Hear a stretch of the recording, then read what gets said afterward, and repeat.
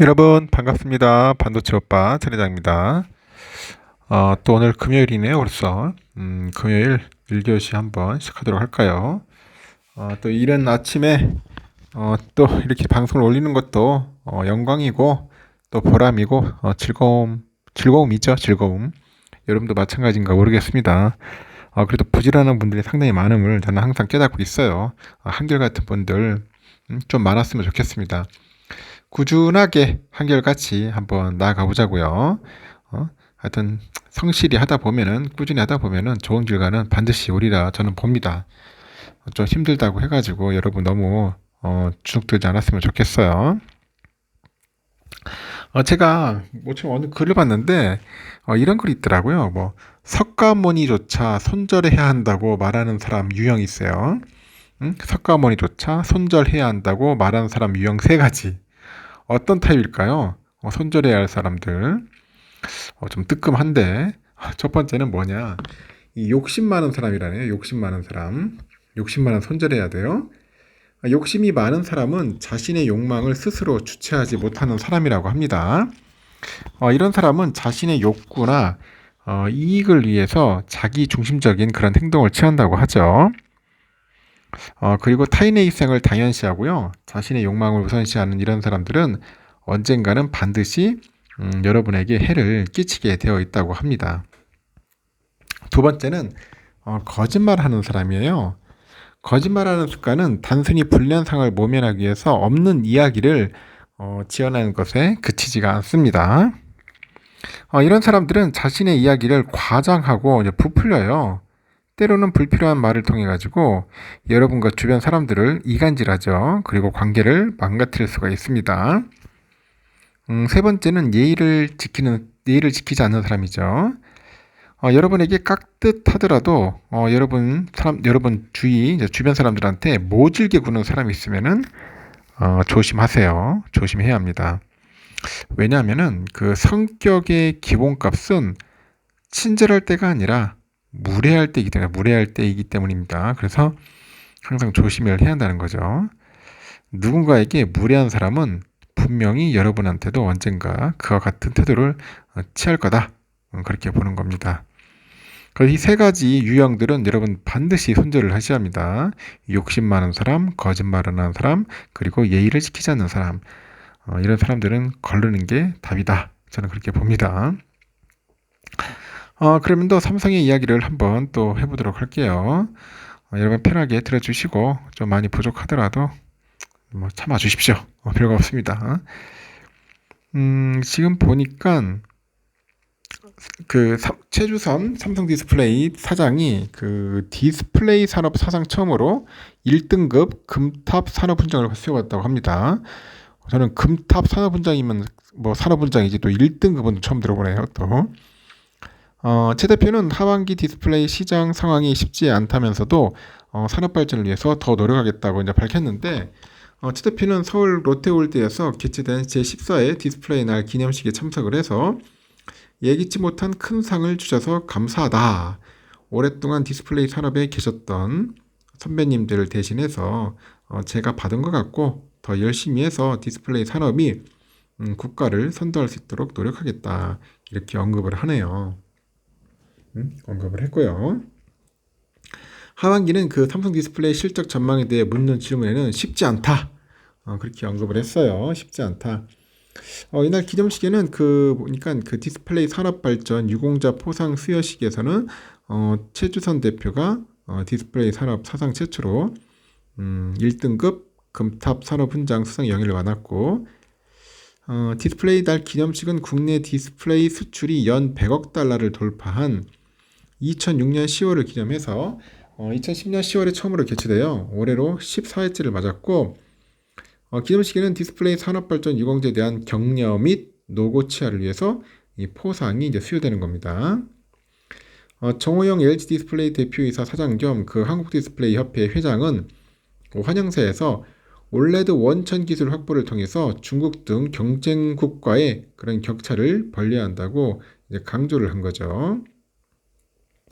정 사장은 지금의 속도라면 경쟁국도 향후 2, 3년 내 그 현재 우리 올레드 기술 수준에 도달할 가능성이 높은 것으로 보이는데 과거의 LCD 전체를 밟지 않기 위해서는 OLED의 기술 격차를 더욱 확대하고 차세대 디스플레이 분야에서 독보적인 그런 원천 기술을 확보하는 것이 대단히 중요하다고 언급을 합니다. 그러면서 AI를 적용한 디스플레이 기술, 새로운 폼팩터, 이 투명 등의 영역에서 기술 혁신을 가속화해가지고 압도적인 차이를 만들어야 한다고 합니다. 또한 마이크로 디스플레이, 무기 발광 다이 디스플레이, 공간 표시, 디스플레이 등 차세대 원천 기술 개발을 위한 추진 동력도 더욱 강화해야 할 거라고 하죠. 한편 이날 행사에는 박문규 산업통상부 장관, 정호영 한국디스플레이 산업협회 회장과 최주선 삼성디스플레이 대표 등 이 디스플레이 산학연 관계자 약 350명이 참석을 했어요. 대통령 표창은 필옵틱스 한기수 대표이사, 국무총리 표창은 박관식 LD디스플레이 상무하고 신정근 KC텍 부사장이 수상을 했다고 합니다. 삼성전자가 그만큼 잘하니까 또 상도 받고 하는 것 같아요. 앞으로도 좋은 일들이 좀 많았으면 좋겠네요. 그리고 또 브로드컴에 관련된 이야기들이 또 있네요. 지금 보니까 브로드컴 이 공정거래위원회가 미국 브로드컴이 삼성전자에 갑질을 했다 그렇게 판단한 것은 이 브로드컴 직원조차 불공정한 수단을 동원을 해가지고 삼성전자를 협박한다고 인식한 그런 정황이 조사 과정에서 드러났기 때문이라고 합니다. 반대로 삼성전자는 가진 카드가 없다며 브로드컴에 끌려다니는 그런 모습을 보였다고 해요. 공정에 따르면은 삼성전자랑 브로드컴 직원들이 협상 당시에 남긴 이메일하고 그 업무 메모에서 양사 간의 그 힘의 불균형이 드러났다고 합니다. 브로드컴은 2019년 8월께 삼성전자가 갤럭시 S20 스마트폰에 들어갈 부품 공급을 다변화하는 전략에 따라서 경쟁사 부품을 채택하니까 2020년 2월 삼성의 그 구매 주문 그 승인을 중단을 했어요. 한 달 뒤인 3월에는 모든 부품의 선적을 중단했고 그러면서 삼성에 3년간 연간 7억 6천만 달러 이상의 부품 구매를 요구하는 그 장기 계약 체결을 요구합니다. 이 브로드컴 담당자는 삼성에 취한 구매 승인과 선적 중단 등의 조치를 스스로 핵폭탄 폭탄 투에 비유를 했고요.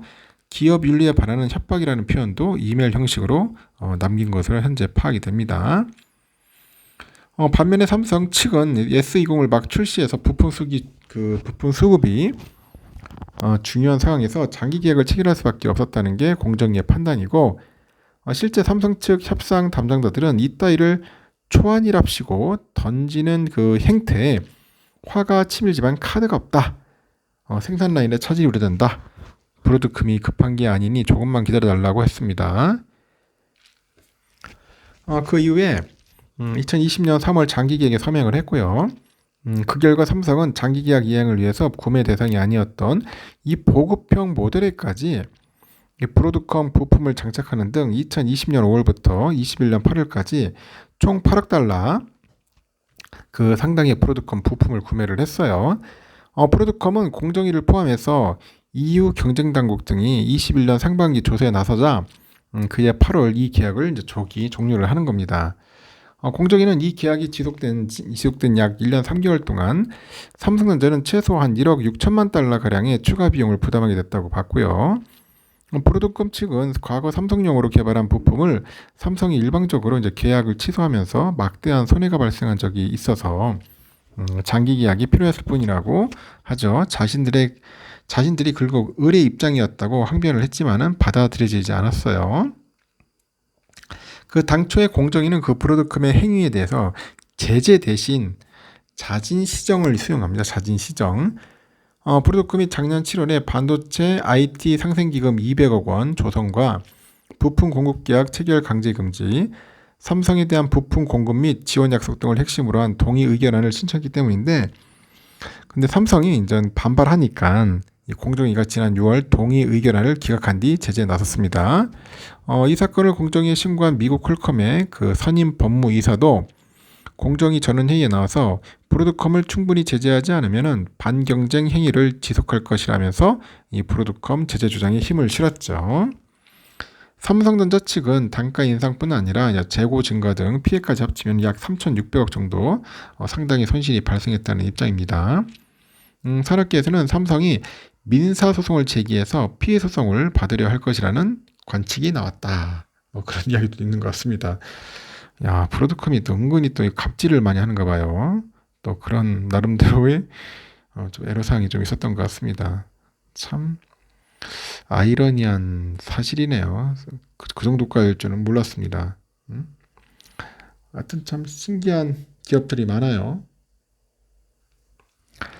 이어서요, 그 애플리케이션 프로세서 AP를 보면은 스마트폰에 급을 할 수 있다고 하는데, 스마트폰의 두뇌 역할을 하는 반도체 AP가 최근에 첨단 스마트폰의 가치를 결정하는 핵심 부품 역할을 합니다. 애플 등 그 소프트웨어 개선을 통해서 스마트폰의 혁신을 주도한 기업들도 최근에는 AP 성능을 마케팅 포인트로 앞세워요. 스마트폰이 내 손안의 컴퓨터로 발전하고 대용량 게임과 영상 촬영 등으로 용도가 확대되면서 이를 실행하는 AP 성능에 대한 관심이 높아져서인데 최근에 다양한 AI 기능까지 스마트폰에 적용되면서 향후 AP의 중요성은 계속 커질 거로 봅니다.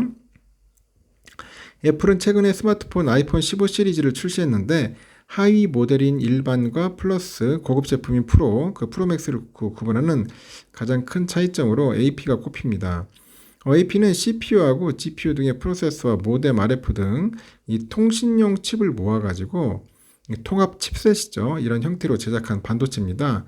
스마트폰의 연산 등 핵심 기능을 담당하기 때문에 스마트폰의 두뇌라고 불리죠. 그리고 프로하고 프로맥스는 자사가 직접 개발하고 대만의 TSMC 최첨단 3nm 공정에서 생산한 A17 프로 칩을 넣었습니다. A17 프로의 그 CPU는 설계 개선으로 전작 대비 최대 10%더 빨라진 것으로 알려져 있는데 GPU 역시 전작 대비 약 20% 성능이 개선이 돼가지고 그래픽을 더 부드럽게 보여준다는 평가를 받고 애플은 아이폰 15 일반 모델하고 이 플러스에는 작년에 개발한 A16 바이오닉 AP를 적용을 한 거죠.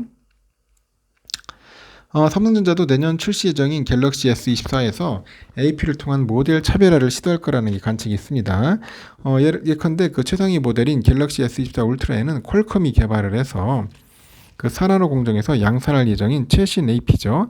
스냅드래곤 8 젠 3하고 일반 모델에는 자체 개발한 그 AP를 일부 장착하는 방안을 검토하고 있어요. 애플하고 삼성전자 등이 AP를 통해서 급 나누기를 하는 것은 반도체가 이 스마트폰 성능을 좌우하는 핵심 부품으로 평가받고 있습니다. 이 스마트폰을 통한 게임하고 촬영 등이 보편화되다 보니까 이를 담당하는 AP의 중요성이 커진 이유도 있죠. 현실적인 이유도 있어요. 그 AP 개발하고 그 생산 비용의 이 급격한 증가세입니다. AP 개발사들은 그 파운드리 업체를 통해서 칩을 생산하는데 초미세 공정 진입에 따라서 개발하고 생산비가 빠르게 늘고 있어요. 고급 모델에는 최신 AP를 넣더라도 이 보급형이나 일반 모델에는 구형 AP를 넣어야지 수익성을 맞출 수 있다. 그런 이야기도 있는 것 같습니다. 하여튼 AP를 잘 만들어야 돼. 잘 만드는 게 중요한 것 같아요. 이게 이제 앞으로 삼성의 이제 가장 큰 숙제이지 않겠나 하는 생각이 듭니다. 이달 들어서 2차전지 투자 심리가 급격히 식어가고 있고 반도체에 대한 장밋빛 전망이 나오면서 삼성과 하이닉스가 주목을 받았지만은 21일 급락으로 인해 가지고 또 삼성이 이달 초 상승분을 대부분 반납을 했어요. 하이닉스는 전월 말 대비 하락으로 전환했고 삼성의 경우 특히 개인들의 매도세가 아주 거셉니다. 이는 장기간 지지부진한 주가에 이제 피로감을 느낀 그 투자자들이 이제 매입 평단가 이상의 가격으로 오르는 족족 차익을 실현하고 삼성을 떠나고 있기 때문이라고 해요. 한국거래소에 따르면 삼성과 하이닉스는 그 미국의 그 FOMC 결과 고금리 장기화가 우려되면서 각각 1.01, 1.27% 이제 급락을 했어요. 삼성은 68,900원에 장을 마쳐가지고 지난달 말 종가 66,900원 수준으로 떨어졌고 하이닉스는 116,500원에 마감을 해서 지난달 말 종가보다 더 내렸죠. 이 투자 주체별로 보니까 이달 들어서 개미들은 전날까지 삼성을 1조 3,200억 정도 순매도를 합니다. 이 외국인하고 기관애들이 각각 6,200억, 7,000억 정도 사들인 것과 대비되는데 지난달 31일 기준 해당 증권사 계좌를 보유한 삼성전자 투자자 79만 8,200명 정도의 평단가가 72,900원 정도 되는가 봐요. 그래서 이제 개미들은 이제 주가가 이 가격을 넘을 때마다 작게나마 이제 차익을 실현하고 삼성전자를 팔아치우고 있는 겁니다. 실제 삼성전자가 6.1% 급등한 지난 1일 NH투자증권에서 보니까 삼성전자 주식을 전량 매도한 고객 수가 11,107명이 달했다고 합니다. 이에 따라서 지난 19일 기준 삼성전자 투자자는 77만 6,300명으로 줄었고요. 이날 기준 손실 투자자 비율은 68.3%로 다릅니다. 삼성전자 투자자 3명 중 2명 이상은 손실을 보고 있는 거죠. SK 하이닉스의 경우 외국인의 매도세가 거센데 이달 외국인 투자자는 하이닉스 주식을 4,100억 정도 팔고 주가 하락을 주도합니다. 개인들하고 기관들이 순매수한 것을 감안하니까 외인 혼자 주가를 끌어내린 셈이죠. 증권가에서도 향후 삼성과 하이닉스의 주가가 상승할 거라는 긍정적인 전망이 여전히 우세하지만은 삼성의 경우 최근 2년 동안 7만 전자조차 벗어나지 못하면서 증권가의 연이은 9만 전자 전망에도 쉽사리 투자 심리에 불이 붙지 않는 모양새예요. 특히 이날 미국 FOMC 결과 엔비디아를 비롯해서 미국 기술주 전반이 급락을 하다 보니까 국내 반도체주에도 영향을 미칠 것으로 우려되는 거죠. 금주 들어서는 개별 종목에 대한 부정적인 전망도 커지기 시작했는데 그 삼성의 3분기 매출액은 전반적인 완제품, 그 수요 부진 등으로 기존 추정치를 2% 밑도는 67조 한 7천억 정도를 기록할 거라고 합니다. 그 영업이익은 아주 미미한 그 메모리 반도체 감산 효과 등으로 이 반도체 부분 실적이 예상치를 하회하면서 기존의 전망치보다 50.9% 낮은 2조 원을 기록할 거라고 하죠. 노무라 증권과 하이닉스에 대해서도 가동률을 낮춘 만큼 단위당 그 원가 부담이 높아져가지고 3분기 내 실적 개선에는 한계가 있고요. 본격적인 손익 개선은 4분기부터 이제 시작할 수 있다고 하죠. 시장 컨센에 따르니까 하이닉스 3분기 매출은 7조 8,900억 정도 되고요. 영업손실은 1조 6,700억 정도를 기록할 것으로 예상을 합니다. 전분기 영업손실 규모와 비교를 해보니까 손실폭은 줄였는데 여전히 적자를 이어갈 것으로 봅니다. 하이닉스는 또 감산 효과와 함께 고대역폭 메모리 등의 그 고부가 제품 비중 확대로 인해서 긍정적인 영향이 있는데 스토리지 수요 부진의 영향을 받고 있는 낸드플래시 경우 대규모 영업 적자가 지속될 조짐을 보이고 있다. 그런 이야기를 하는 것 같습니다. 좀 참아보세요. 좀 어려울 겁니다, 여러분. 어려울 거니까 조금만 참아보다 보면 좋은 시기 와요. 그때 되면은 여러분들 빨리 8부 나갈 사람 8로 나오고 버티실 분들은 한번 끝까지 가보는 거고 그런 겁니다. 일단 여기까지 하겠습니다. 여러분 좋은 하루 보내시고 또 다음 시간에 뵙도록 해요.